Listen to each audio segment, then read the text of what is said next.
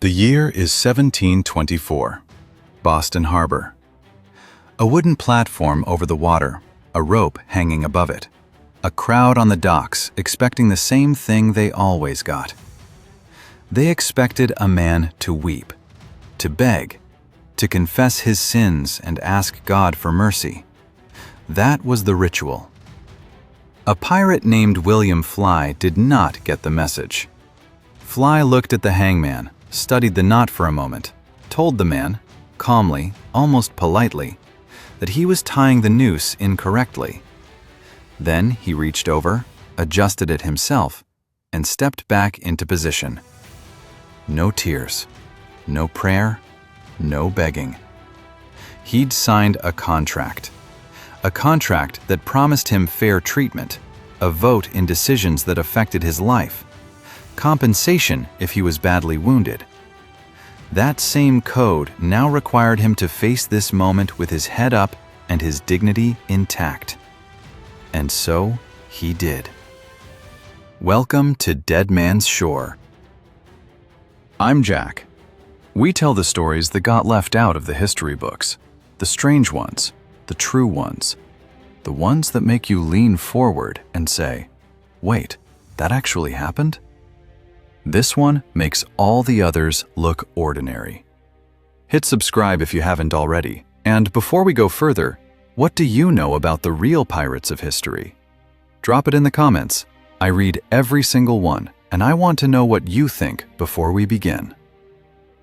For 300 years, the story of pirates has been filtered through novels, theater, and Hollywood. Wooden legs, parrots, a lovable rogue stumbling across the deck with rum, making up rules as he goes. But the real pirates of the Golden Age, the men who ruled the Caribbean and the Atlantic from roughly 1650 to 1730, they would not have recognized that cartoon. They were strategic, they were organized, and they were governed by something far more sophisticated than anything Hollywood imagined. They had a code. And it was as real as the ships they sailed. The first documented pirate code belonged to a Portuguese buccaneer named Bartholomew the Portuguese, operating off the coast of Brazil in 1663. 23 articles covering prize division, injury compensation, and dispute resolution. The manuscript was written in Portuguese with notes in Dutch and English because his crew was international and they needed a legal framework everyone could understand. That is not chaos. That is governance. Most of these men came from the British Royal Navy, and life in that Navy was, by almost any measure, deeply unjust. A captain had absolute authority. He could punish a man for a dirty boot, a slow response, a look. There was no appeal. Officers ate well in private cabins, while common seamen slept in hammocks packed so tightly they were said to take turns breathing, eating spoiled food, drinking contaminated water, waiting months for wages that might never come. Merchant ships were no better. If the sea broke you, the sea's owners found someone else. These were the men who became pirates. Not born criminals, men who had reached a point on some distant deck and decided they were done. Some mutinied, some deserted. Some were captured and offered a choice. Join us, or we'll put you ashore at the next port. Enough said yes that pirate crews were rarely short of experienced sailors. And when those men gathered under the black flag, the very first thing they did, before choosing a captain, before picking a course, was sit down and write out the rules. They called these documents articles. Some called them their constitution. They shared the same core principles across nearly every version that has survived. Equal votes, equal provisions, injury compensation, limits on the captain's power, and a formal process for settling disputes.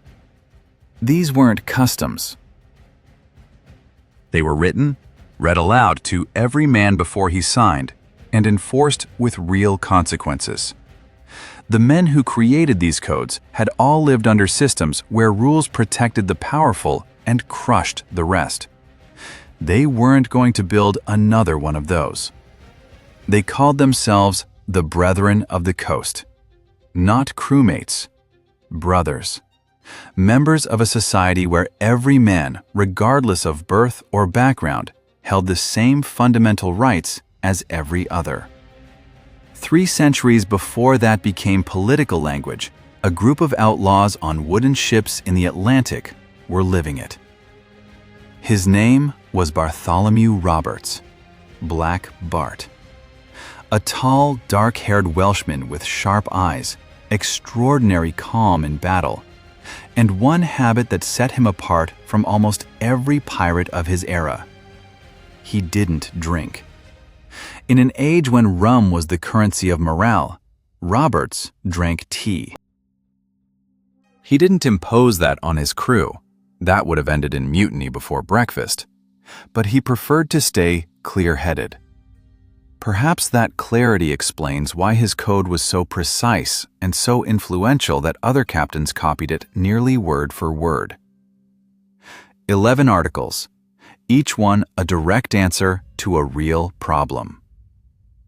Article the 1st. Every man shall have an equal vote in affairs of the moment. Read that again. Every man. An equal vote. This was direct democracy in its purest form. Not a representative version, not a suggestion, not a courtesy extended by a generous captain, but a binding right. When a merchant vessel appeared on the horizon, the crew voted on whether to pursue it. When a prize was taken, the crew voted on what to do with it. When the ship needed a new heading, the crew voted. And when, perhaps most remarkably, a captain proved incompetent or began abusing his authority, the crew voted to remove him. The contrast with the world these men had come from is almost impossible to overstate. In the Royal Navy of 1720, a common sailor could not question an officer's decision, let alone vote on it. To do so was insubordination. To push back was punishable. The very idea of a seaman having a voice in how the ship was run would have been treated as absurdity. On Roberts's ship, it was law. Article the 2nd. Every man shall have an equal share of fresh provisions and strong liquors seized, and may use them at pleasure, unless scarcity makes it necessary for the common good that a reduction be voted by the crew. No officer's table eating better food while the men below went hungry. No captain hoarding the best of a seized cargo for himself. What the ship took, the ship shared, equally, immediately, and without argument. The only exception was shortage, and even then, the decision to ration wasn't made by the captain alone, it was voted on. Article the 3rd. No person shall game at cards or dice for money. This might seem like a strange rule for a crew of pirates, but think about what gambling actually does to a group of men who depend on each other. It creates winners and losers. It creates debt. It creates resentment. 2 men who were brothers in arms on Monday can be bitter enemies by Thursday if one of them has cleaned out the other at cards. The code recognized this and removed the problem at its source. Article the 4th. Every man shall keep his firearms, cutlass, and pistols clean and ready for service at all times. Any man found with poorly maintained weapons shall be docked from his share of the next prize. Inspections were daily. This wasn't a suggestion posted on a notice board. This was an enforceable standard with real financial consequences. A crew where every man's weapons were in perfect working order was a crew that could take a ship quickly and cleanly with minimal casualties. The code treated combat readiness not as a matter of personal discipline, but as a collective responsibility.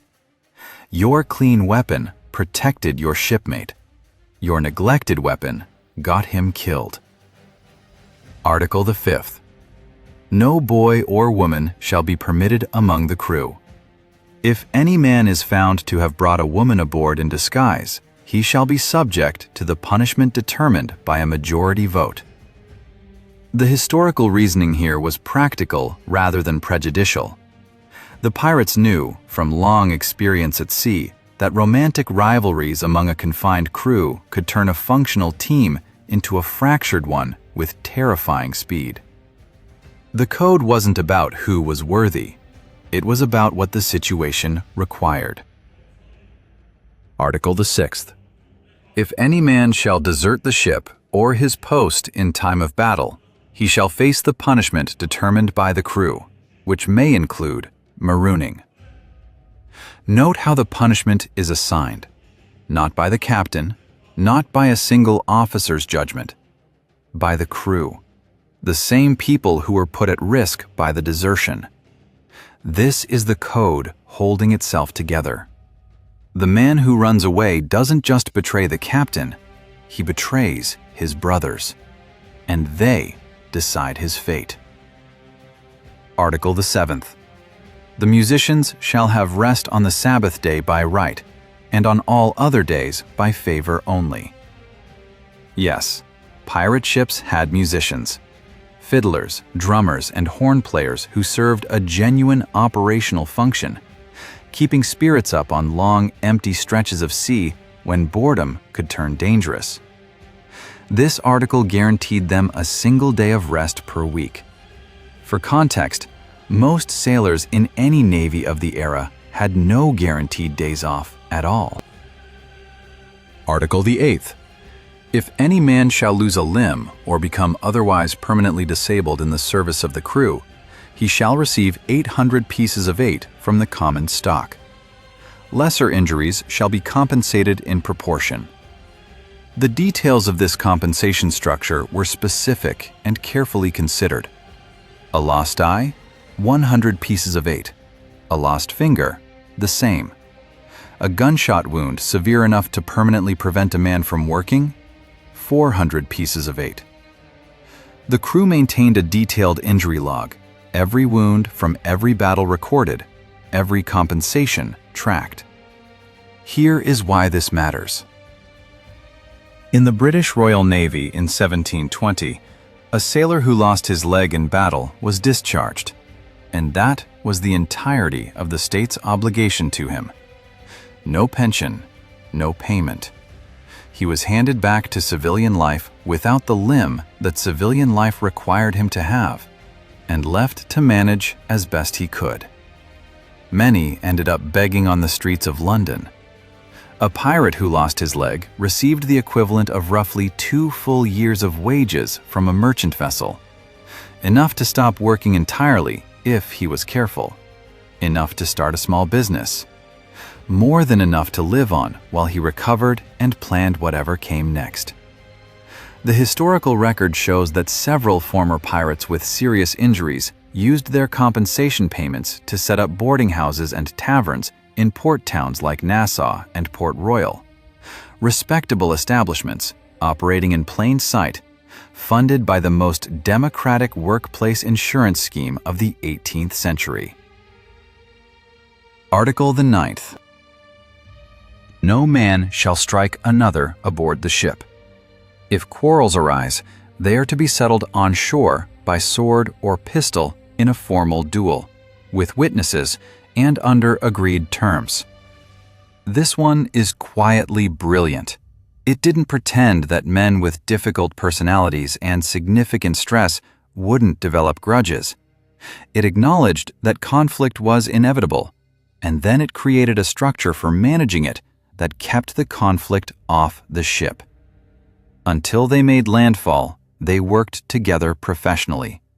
The grievance went with them to shore where it could be settled properly, and both men came back to the ship afterward. Article the 10th. The division of plunder shall proceed as follows. The captain and the quartermaster shall each receive 2 shares of every prize. The master, gunner, and boatswain shall each receive 1.5 shares. All other officers shall receive 1 1/4 shares. Common crewmen shall each receive 1 full share. Every man knew this formula before he signed. Every man could calculate his exact share from any given prize with simple arithmetic. There was no room for a captain to manipulate the numbers, to hide valuables, or to quietly enrich himself at the crew's expense. When Roberts's crew captured a Spanish treasure vessel off the coast of Hispaniola in 1720, the total prize was valued at 30,000 pieces of 8. At the standard 1-share rate, each common crewman received exactly 200 pieces of 8. The captain received 400. Every man on that ship could verify the math himself in real time. Compare this to the British prize system. A naval captain who captured an enemy vessel might receive 5,000 pounds sterling. The 300 sailors who fought the battle that made the capture possible might collectively split 200 pounds among them. The men with the greatest personal risk received the smallest reward. The man safest from the fighting kept the largest share. Article the 11th. Lights and candles shall be extinguished at 8 o'clock in the evening. Any crew member who wishes to continue drinking after that hour shall do so on the open deck without artificial light. A wooden ship loaded with gunpowder is not a forgiving environment for open flames. This rule saved lives. It also, quietly, gave night watch crews a quieter ship to work in. A small human kindness embedded in a practical safety regulation. 11 articles. 11 answers to 11 real problems. Written not by philosophers or statesmen, but by men who knew exactly what happened when there were no rules, or when the rules only protected the people already in power. Here's a question for you. Which of these 11 articles surprises you the most? The injury compensation? The democratic voting? The musicians? Tell me in the comments. I'm genuinely curious what stands out to you. Roberts himself was a living example of the code's logic. He kept his personal preferences, the tea, the formal bearing, entirely separate from the rights of his crew. He didn't impose his habits on them, and he didn't exempt himself from the rules he expected them to follow. When he was struck down in battle off the coast of West Africa in 1722, his crew fought on for hours after he fell. That is what genuine loyalty looks like. Not obedience to a personality, commitment to a system that treated you fairly. Roberts wasn't alone. Captain John Phillips required Sabbath observance, no gambling, no drinking on Sundays. He read from the Bible before battle. Captain George Lowther, who had survived a ship fire, made smoking below decks without a covered pipe punishable the same as desertion. He understood what fire does to a wooden ship from the inside. Even Edward Lowe, one of the most feared men of the era, operated under a code that required a majority crew vote before any prisoner could be mistreated. One man's impulse was never sufficient. Across every one of these codes, the most consistently remarkable feature was the dispersal of power away from the captain. Every pirate ship had 2 elected officers, the captain, who commanded in battle, and the quartermaster, who governed everything else: food distribution, dispute resolution, the injury log.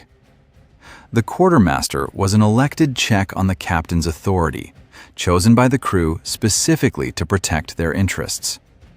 If a captain violated the articles, made a unilateral decision, took more than his share, showed favoritism, the crew had the legal right to remove him. We know this happened. Captain Edward England was voted out and marooned in 1720 after he showed mercy to a prisoner without calling a vote. His intention may have been decent. His right to decide alone was not. His crew reminded him of that, and England lost. The reputation system reinforced all of it. Pirates couldn't press men into service. Every man on a pirate ship had chosen to be there. And word traveled fast through the Caribbean ports. A captain who broke his own code found himself recruiting from the bottom of the barrel. Captains with clean records attracted skilled, experienced sailors. Captains with dirty ones ended up with short careers and a naval rope. Now, the case I keep coming back to. In 1721, a pirate named Thomas Annis was found to have taken a small amount of coins from the common chest. His mother was dying in London. The next prize hadn't come.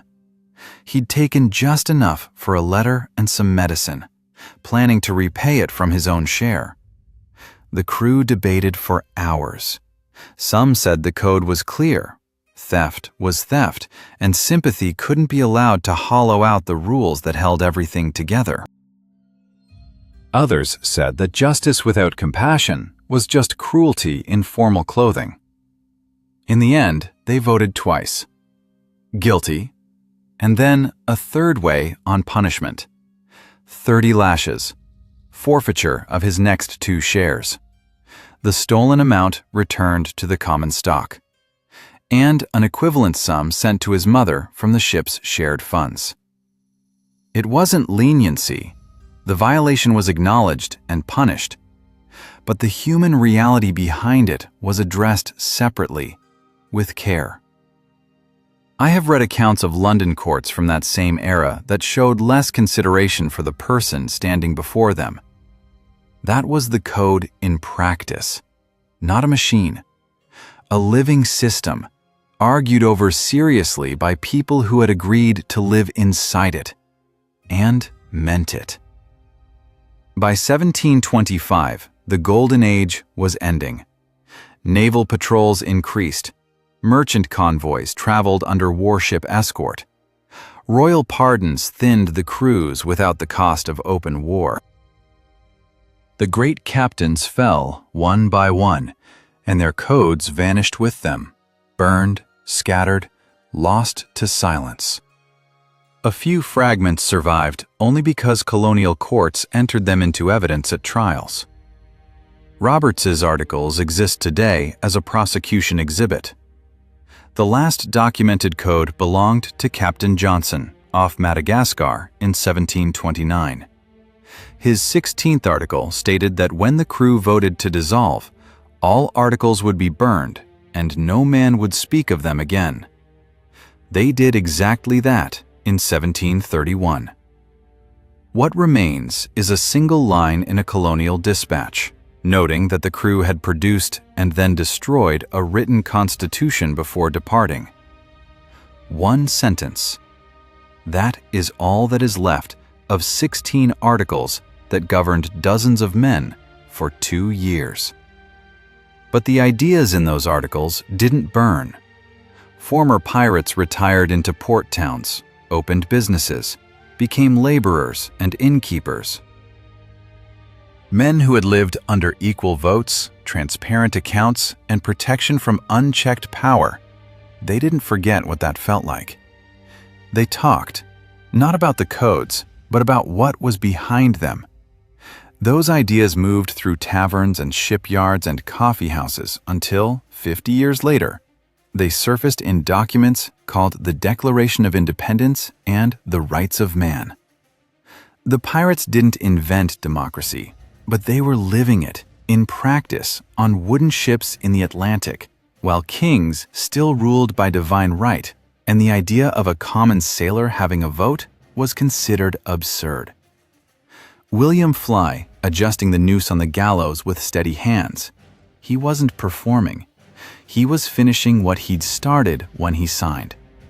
The code had given him something the world never had: rules that applied equally, enforced fairly, with consequences everyone understood and accepted. He honored that agreement when it cost him everything. That's not lawlessness. That's integrity. And maybe that's the most honest thing history has to offer. That fairness doesn't belong to civilization. It belongs to anyone willing to build it, even when the whole world says it's impossible. That's the story of the Pirate Code. Thank you for spending this time with me. It genuinely means a lot. And now, I want to hear from you. Do these pirates deserve more respect than history gave them? Or was the world right to hunt them down? Drop your thoughts in the comments. I read every single one, and there are no wrong answers here. If you haven't subscribed yet, please do. True history, strange history. The stories that didn't make the textbooks, but absolutely should have. We've got so many more waiting. This is Jack for Dead Man's Shore.